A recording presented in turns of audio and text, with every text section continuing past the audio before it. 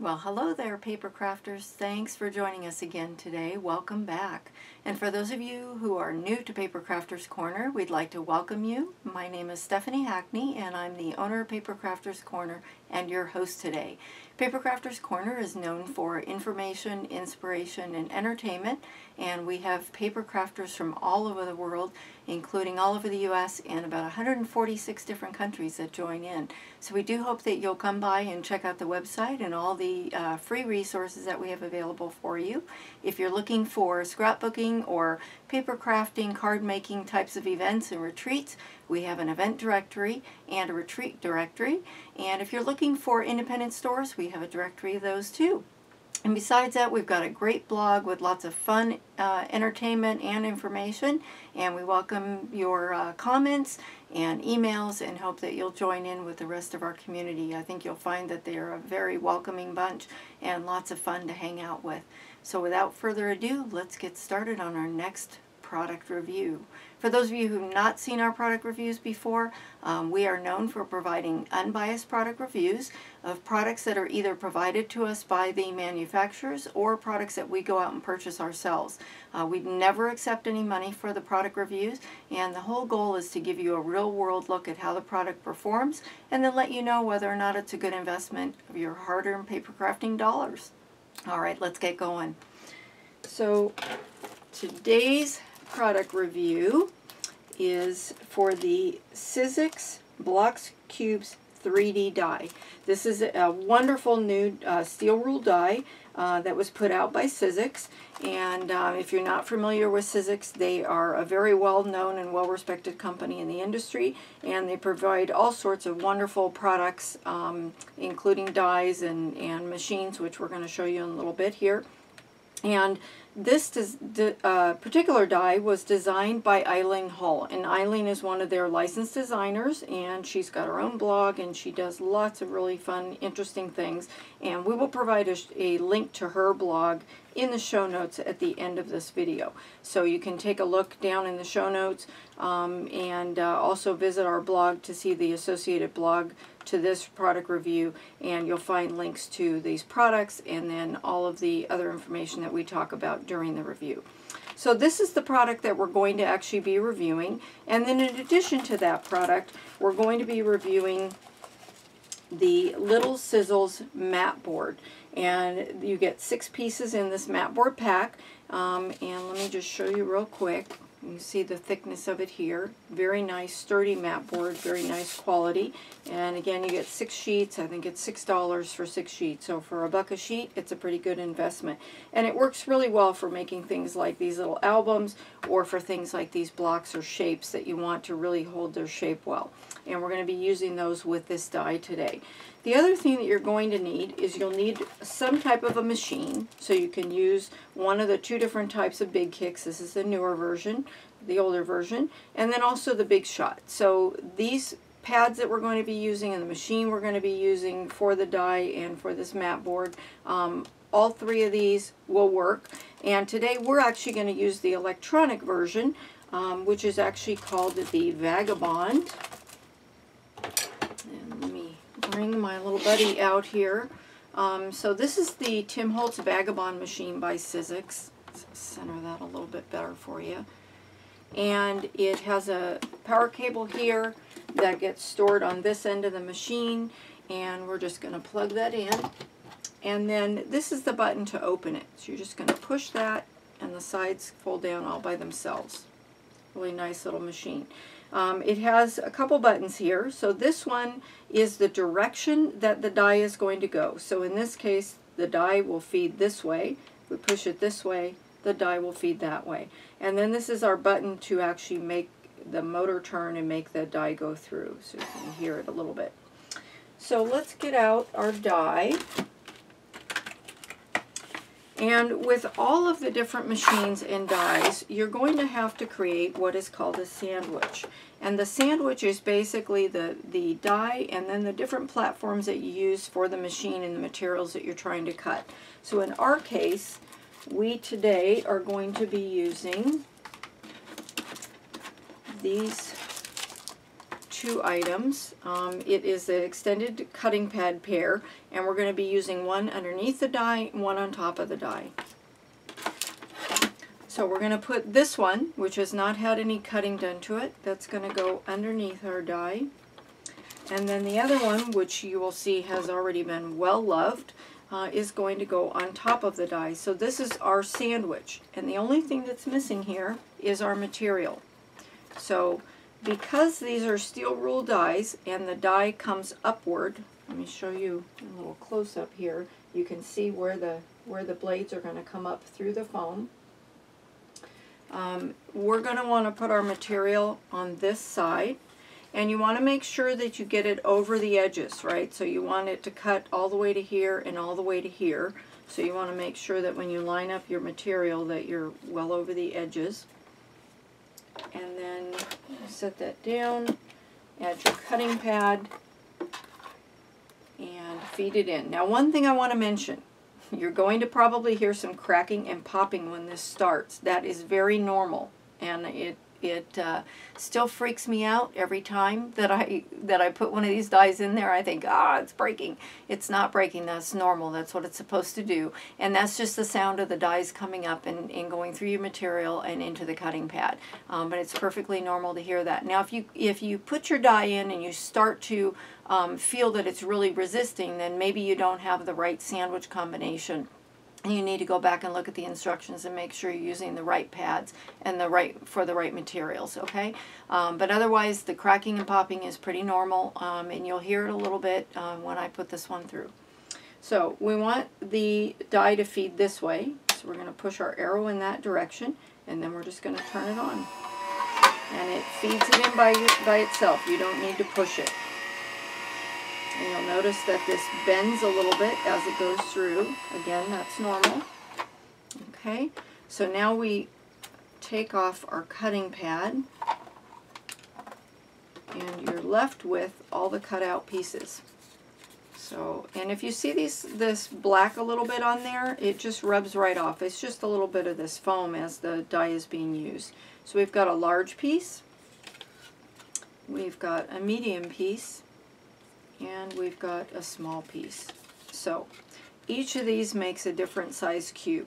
The largest one is 2.5 inches by 2.5 inches at finished size. The medium is 2 inches by 2 inches. And then the small one is 1.5 by 1.5. And then they also included, Eileen was kind enough to provide us with some fun little embellishments. We've got a little flower and a little heart. And those also get punched out of here. And if you're not going to use them, put them in with your chipboard stash, and you can use them for another project at another time. So we're going to set those aside. And then one thing I want to mention is this is actually really nice, heavy mat board. And there's a couple things you can do with this. You could use this as a stencil and either spray ink or paint through this, or maybe even just draw an outline and create a really fun background for a card or a scrapbook layout, or maybe a mixed media project. Or the same with these areas. Or you could also cut along here and make this into a frame that you could use on one of your paper crafting projects. So hold on to these if you have the space for it. I like to hold on to them, and I can use them for other projects down the road. You can use them also, you know, for creating an outline, maybe a speech bubble that I want to use. So this gives you lots of opportunities for placing photos and making some really cool paper craft projects. Okay, so we've done one set of our pieces, but in order to make a box or a cube, we're going to need to have another one of each of these. So we're going to repeat the process we just did. And again, we put our holding plate, our feeder plate, we put our die, we have our mat board, and then we have our cutting plate. I'm going to place them down, feed them in, push the power on, and again, then now you're hearing it crack and pop quite a bit, quite a bit. Again, perfectly normal. And then we just lift this up and pop out our pieces. Okay, so we've got our little pieces again. And then we've got our large, our medium, and our small box size. Okay. Now the other thing we want to think about is if we want to cover one of these pieces, do you want to do that manually? In other words, do you want to lay this down on a piece of paper and draw around it and then try to get the corners nice and curved to match onto here to cover this? Or are you going to paint this? Or are you going to spray it? You're going to sketch on it? Whatever you're going to do to cover this, or perhaps you're going to leave it white just like it is and just put some simple little images or adornments on here. In my case, I'm going to actually cover it with paper, and it makes a lot more sense to go ahead and cut the paper using the same die, and that way we know that the paper matches this perfectly. So what I've done is I've gone ahead and cut some of those, and you can see here that this is one that I cut using the exact same die, and this is just a piece of really nice pink basil paper that we used. And again, and it has the score lines and everything just like the board. One thing I do want to point out here is I put a bunch of these into this tray and did cut them all at one time, and I wasn't sure if it was going to cut all the way through, so I ran it through several times, and let me show you what happens. Rather than getting the score marks, it actually cut these pieces. Right, so it cut them apart. Now, maybe you want them cut apart. Maybe you want to pull these apart, and then rather than wrapping your cube, maybe you want to take your cube, bend these pieces out, and you want to glue individually each of these pieces. That would work perfectly. But if you want this to be all one piece like I did, then don't run it through more than once, because it'll actually cut where the score lines are. So that's just a little tip, a word to the wise from somebody who learned the hard way. Okay, so we've done this, we've got our cut pieces of paper, and I'm going to go ahead and remove our machine because we're done cutting now. Remove our extra pieces here.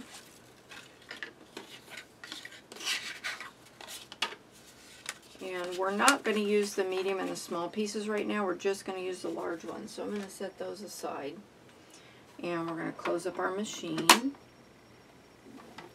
unplug it and get that out of our way. Okay, we're done cutting, so we can put all of our cutting materials away as well. Alright, so we've got our two pieces here, and we've got one cover there, and where's my other piece?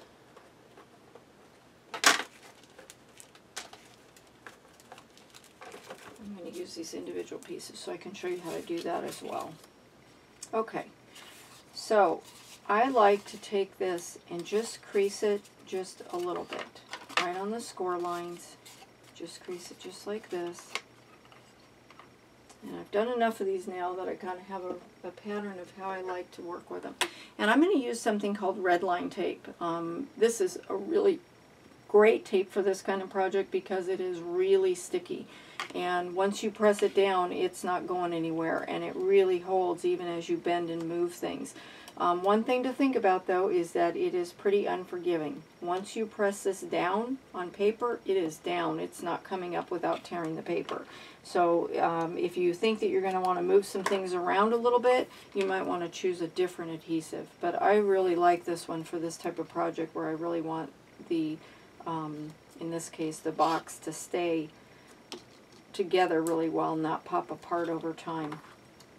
I think this is a great adhesive for that. So just press this down, and then we're going to put a little piece on the ends.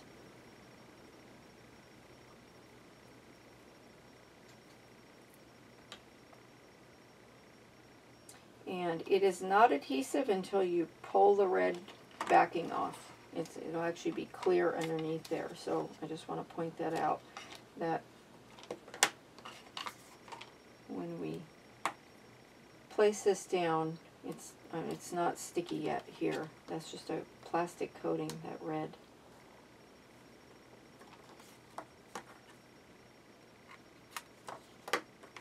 Okay, I've got that one. Go ahead and do the other one. I want to flatten it out a little bit when you do your adhesive so that it lays flat.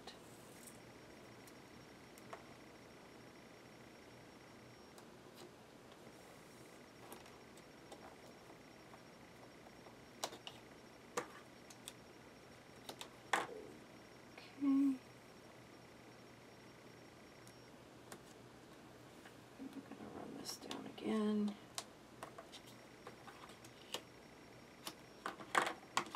And I got this a little boogered up, so we're just going to straighten that out. I just peeled the back, not the tape, because the tape's stuck at this point.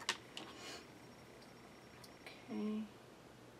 And then we're going to put a little adhesive on this side as well. And you can put it all the way to the ends like I did here, but you don't have to. This is plenty to get it stuck, and that's going to be inside the box, so you're not going to see it.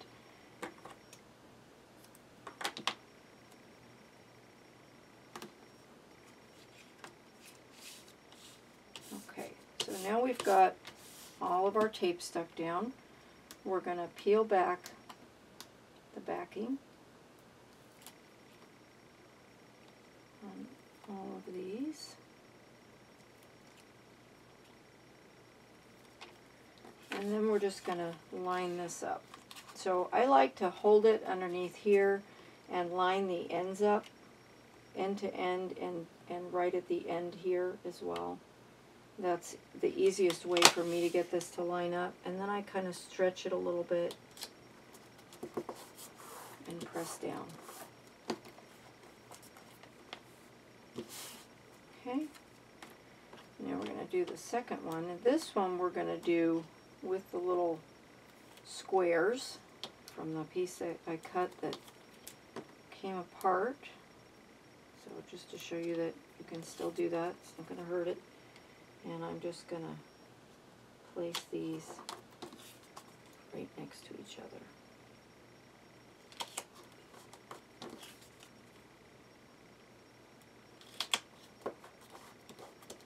Okay. And then I'm going to flip this over. And what you're going to notice here is that there's a little bit of the box showing underneath, and I'm going to show you how to cover that because I'm actually was going to do that anyway. And this is a good chance to show you how to cover those edges. So we just kind of bend this along the score lines, and we're going to lay this down. And what we're going to do is we're going to place this end here and this end here. And I found that the easiest way to do that is to take this crease and place it right along that edge. So lay this here and then really press. And you'll see that it's stuck very quickly. Okay, and then we're going to flip this around, and we're going to put the other side on the other end. And this one I like to do with it sitting up where I can see how it matches up. Okay, and then we're going to press that. And what you'll want to do is just reach inside here and press this down really well. Okay, so now you've got part of your box built. Now we're going to flip this over. I'm going to add a little more adhesive for the tab to go inside. A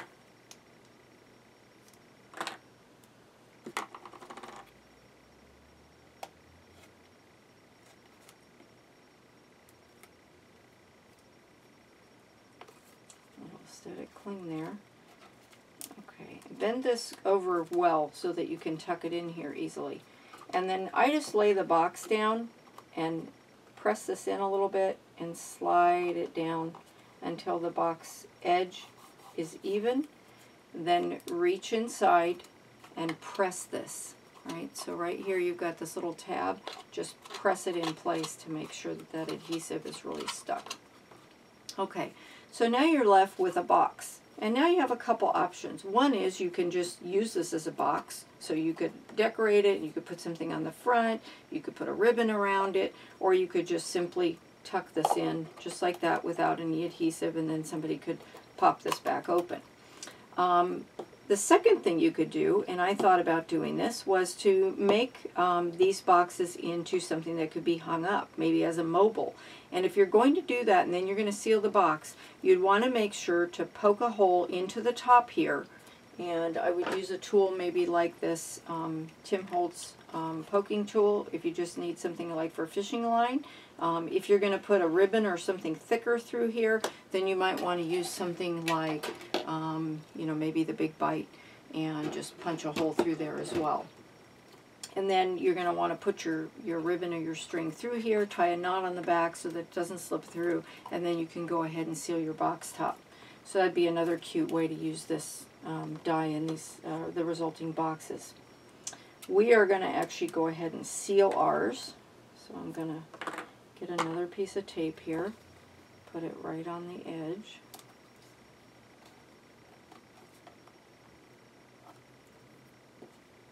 And we're going to bend that down. And again,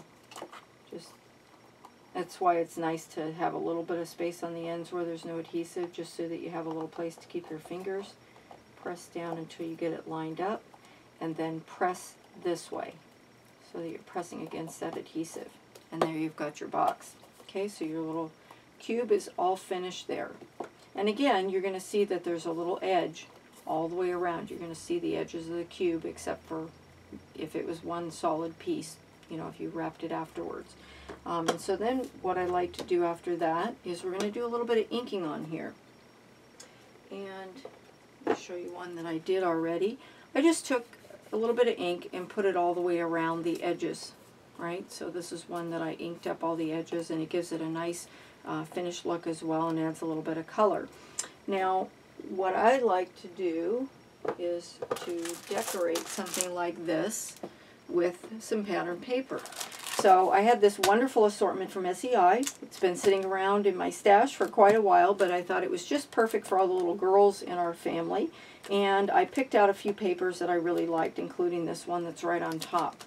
And so I grabbed the papers and decided that, you know, this was one of the ones I was going to use, and that I needed to get it to be a good size for this. So again, this space here measures 2.5 by 2.5, and normally you would do the inside piece maybe 2.25 by 2.25, so that you have a little bit of a border, or you could do it all the way to the edges if you'd like. It's just a little harder to match the corners that way. So I was going to do 2.25, and then I was going to do 2.5, and I couldn't kind of decide, and then I decided that what I might do is do it actually 2.25, between 2.25 and 2.5. So you just take your paper cutter, and you're just going to line the edge of the paper up at 2.5, or in my case, just between 2.25 and 2.5. And I'm just going to cut a strip. And as luck would have it, the way this lines up is you end up with a perfect 5 of these if you just go through and cut them at that little mark that's just between 2.5 and 2.25. So I ended up with 5. Now, why is it important that I ended up with 5? Because I am going to do 5 of these boxes for a little girl by the name of Julia, and we're going to make like alphabet blocks with her name. So I went through and I cut a bunch of papers like this of 3 different styles. I actually cut out 10 of each style. So we have this style is one, and then this paper was one, and then this paper was one. So I'm going to put this and this on opposite sides, and I'm going to put this and this on opposite sides, and then I had 2 of these and I put those on opposite sides. So a couple things I want to point out when you're going to do these kinds of things is you want to make sure that if there's a design on the paper that needs to be in a specific orientation, that you pay attention to that. So in other words, if this is the top of the box, you don't want the bird to be upside down. So you want to make sure that if you're doing the bird, put it on like this, turn it over, and do the bird upright again, so you don't end up with one that's upside down. Same thing if you've got flowers, it should be upright. You don't want them hanging out of the sky, so you want to do them like this as well. So we have all of our little papers. I cut out a bunch of those, and the next step was to ink them. So we're going to take a piece like this, and before we ink them, actually, I am going to round the corners. I like to have rounded corners on these so that they really stand out. So I just put them into the corner chomper and took off, this is the 1/4 inch side, This is the tool here. And I just rounded the corners, and then we're going to place those on the box. Now, what I also like to do is to add a little bit of an edge to this so that it stands out against this paper, which is almost the same exact color. So I grabbed a Tim Holtz Distress Ink pad and one of his new little round applicators, and we just dab it like this, and you're just going to brush the edge, just like that.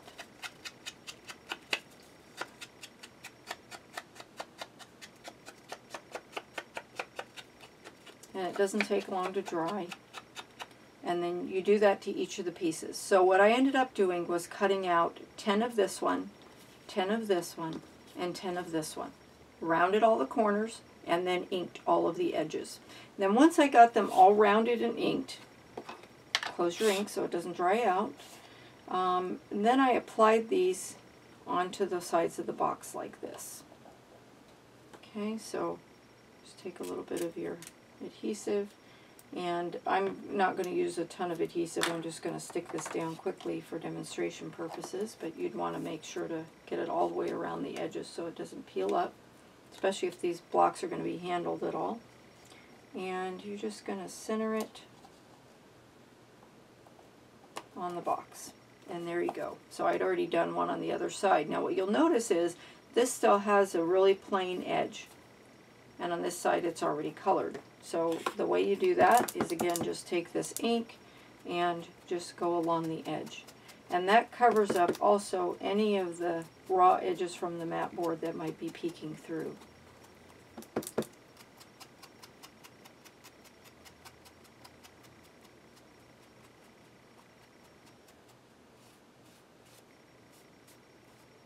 And that gives it a nice finish on the edge.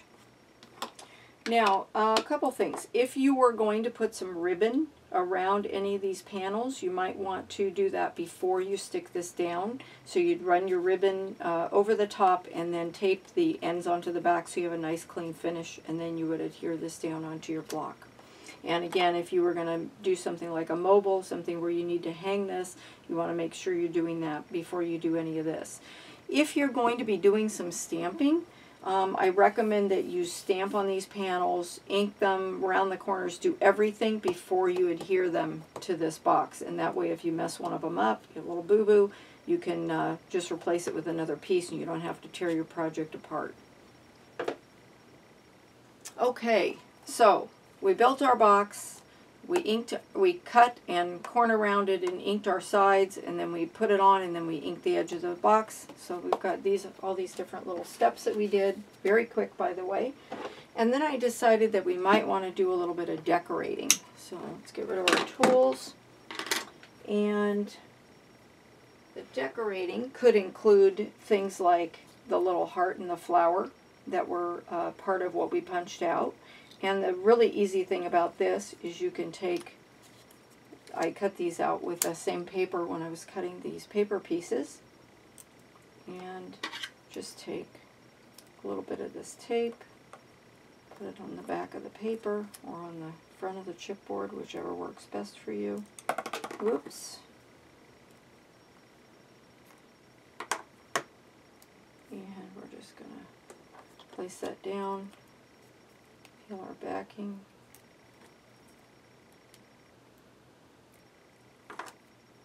Okay, and then we're just going to line it up with the chipboard. Doesn't have to be perfect because we're going to do a little more inking. Grab our ink pad again. So now we've got this nice little heart, but as you can see, the edges are raw here, right? And so what we're going to want to do is we're just going to ink this up and give it a nice finish on the front. Also help this to stand out against that light colored background.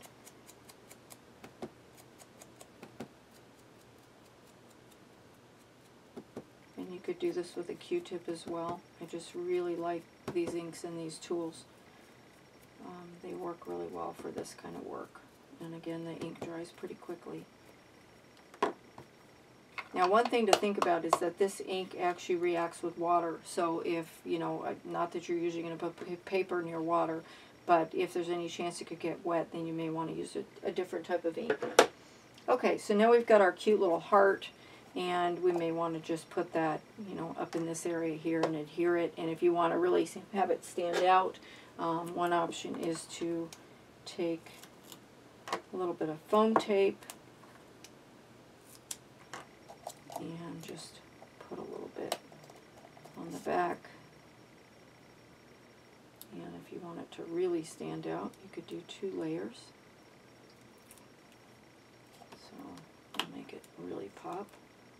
Put a second layer on top of the first.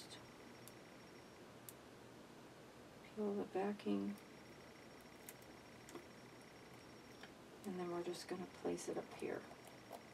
And then you've got some nice dimension. You can see that that really stands out. Let's see if I can show you here. So we've got this, we've got some nice little dimension here where it's really standing out. Okay, so now it's time to show you the finished project.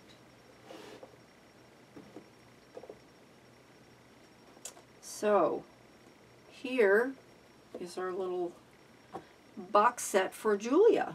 And the idea behind this is that this would sit up on a shelf in her nursery.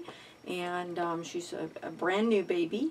And a couple things. The SEI paper set that I bought had some letters that came with it, but it was very flat. So one option would have been to take a little baby powder on the back of those letters and take the adhesive off and then use pop dots to lift them up.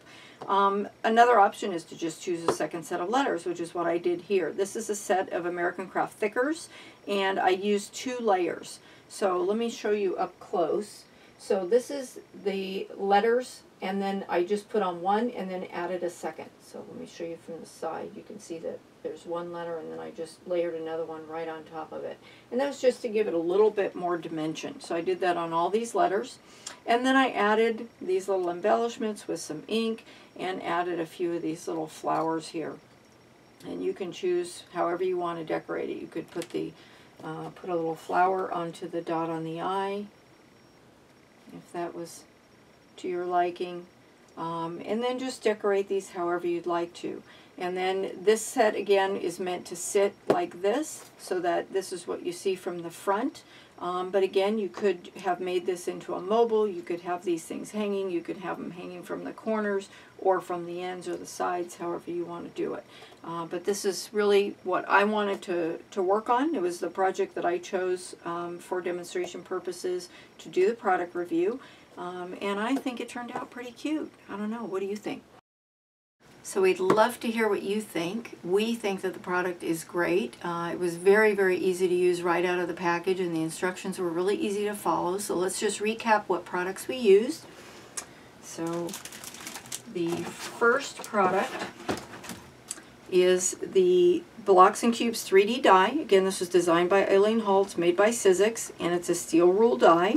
And then in order to use this with any of their machines, the Big Kick, the Big Shot, or the Vagabond, you're going to need these 2 cutting plates. It comes as a pair, and it's the extended cutting pad, and this works with all the larger, longer dies, and also if you had like the long Sizzlets dies, you could use that for this and just set them in the center as well.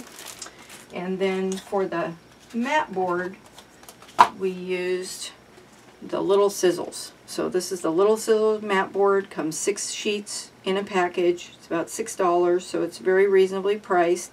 And then that's the board that we used to create the boxes. And then we used also the Vagabond machine, which I absolutely love. I also have one of the Big Kicks, but I really like that it's electronic, especially with these heavier dies. And if you have any kind of a hand issue, if you've got carpal tunnel or maybe arthritis or something, it might be a lot easier to use one of the electronic machines that you just push the button and it does all the work for you. So those are the products that we reviewed today. I think that we give them a big thumbs up. Very, very easy to use, and we had no problems with them whatsoever. We will create an accompanying blog post to go with this review, and you can check that out over on our blog. We'll provide a link down there in the show notes. It takes you over to the blog post, and in that you'll find links to Eileen Hull's blog, to the Sizzix site, and to lots of other resources and information about this project. And then we'll also have some photos of the finished project that I just shared with you. And we would love it if you would share the video with other people, share the blog post with other people as well. And if you're not already subscribed to our channel and you like this type of a product review, we invite you to subscribe. There's a little subscribe button also down there, and we'd love to have you join us there, and also perhaps even subscribe to our blog feed, and we'll provide all of the links down in the show notes.